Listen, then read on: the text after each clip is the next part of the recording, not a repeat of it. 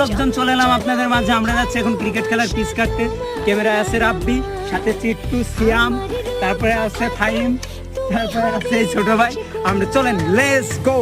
আমরা পিচ সাফ করার চেষ্টা করতেছি। এই জায়গায় মূলত এই খেলানোর ভিতরে আমরা পিচ কাটবো।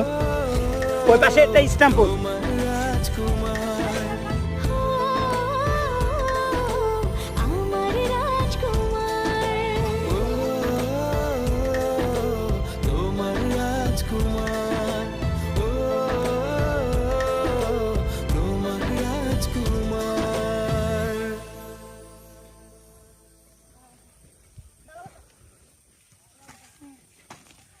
প্রায় 2 ঘন্টার এই যে চেষ্টায় এখন দেখার মতন একটা পিচ হয়েছে।